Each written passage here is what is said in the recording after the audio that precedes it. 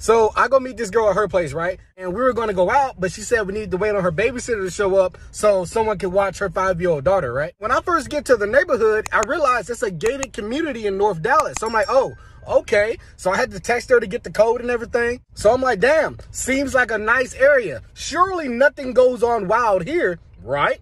So as I'm pulling up to her house, I noticed that her front lawn is cut diagonal. You know what I mean? It's not cut in a straight line. So I'm like, oh, okay. It's cut like a golf course. This is nice, real nice. You know what I mean? So I pull right into the driveway and I park right there. But that right there is already breaking rule number 34-1 in the Baby Mama Shuffle Safety Handbook. You never park right in the driveway. You're going to find out why in just a second. Before I get out the car, I grab my tool bag and I grab my hard hat. But I'm not there to fix anything.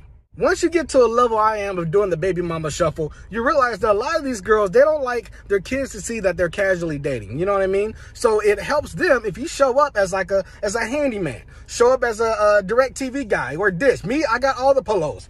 I got the vest, I got the hard hats, I got it all. Because I've learned over time, if you cater to these women, it helps your situation in the end. This is what I do. Hell, I'll even show up as an astronaut if she needs me to. You know what I mean? Just put it in the appointment notes. So I'm sitting on the couch just chilling, right? I'm eating one of her kids' fruit snacks. She has a PS5 on this big ass flat screen. So I'm like, oh, hell yeah. And the sitter should be there any minute. Everything's going great, right?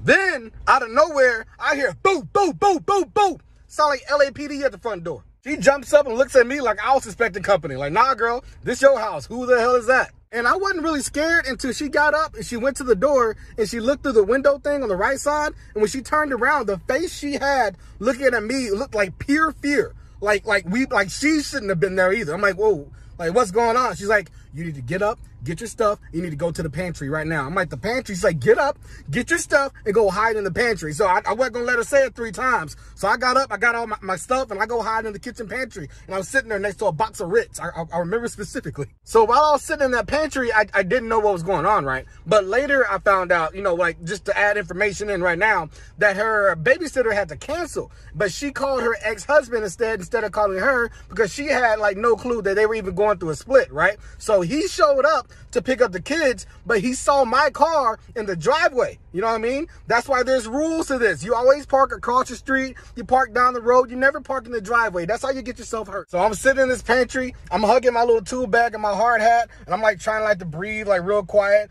And then I overhear like them yelling like blah, blah. Like it's like real muffled. But then I hear like a slap, like a loud bah. And then she goes, and you still hit like a bitch. And I'm like, oh. They squabbing.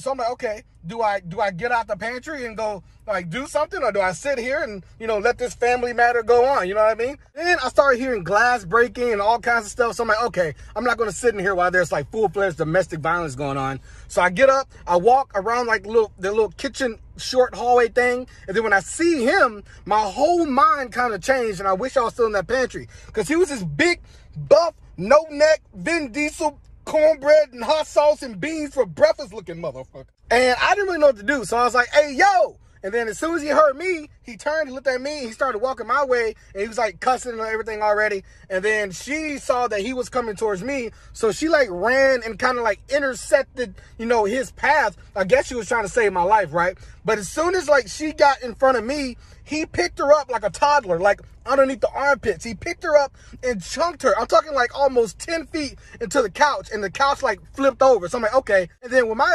adrenaline's pumping and I'm mad, I start to sound like my mom for no reason. So I was like, hey, so what you not gonna do is just throw people. But before I can get the word around, out of my mouth, I'm up off the ground, you know what I mean? And he throws me. And I remember I did one half spin and I saw like the kitchen, and then I was on the dining table, and then I hit this little dog cage, and then I hit the tile floor, and I thought I was dead, and I kind of laid there, and I'm not gonna lie, I knew I wasn't dead, but I played dead because I didn't want no more of what that got going on. That was a family matter. I shouldn't even say anything.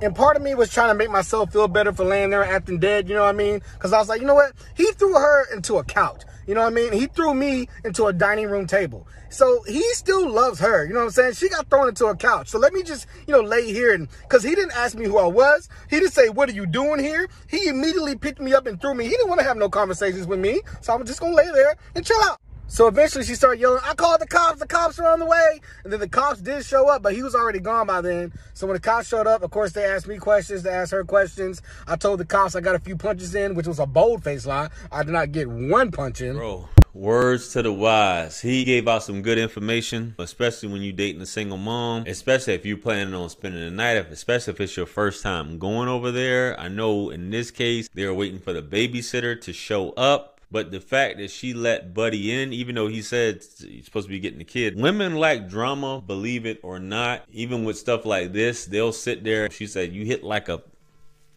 So all this has been going on for a while. The fact that I'm surprised that Buddy didn't smash up his car. GR, what's the rest of the video? Hey man, this video is so old. It's been in my archives for a while.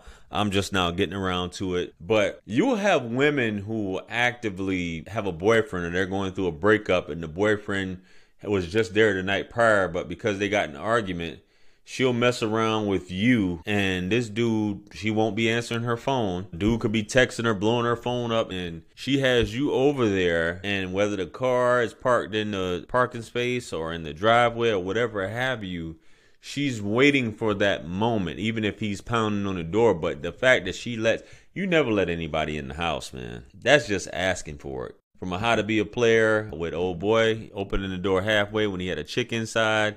And y'all know even my story when I was talking about when an old girl showed up to my crib, which I'll link this stuff in there for you guys who haven't seen it. You never do stuff like that, but it's a dangerous game. It can happen with women just in general. You never know what's going on. But sometimes women just want to get their cheeks clapped, or they just want to make a guy jealous, or just want to get over a guy in the meantime. So don't mess up your chance. A lot of times with trying to take it easy or take it slow with a woman like this, because you never know when you have another chance. You need to immediately go in and try to clap the cheeks. That's just how it goes. But luckily, Buddy, he walked out of the pantry and all this stuff. Luckily, Buddy didn't get hurt. Dudes are foolish. This is another video I'm going to cover about that, about you guys who deal with married women. And I'm going to cover that one. I'm going to talk about my situation where me and my ex-wife was separated. She was messing with this new dude, old dude, who was married as well. But he was showing up. He was coming to my son's games. And I was just like, men are really bold. If my mind wasn't right and I had lost everything, I would have did the unthinkable, as they say. But some dudes are just that bold. I just think some dudes are foolish.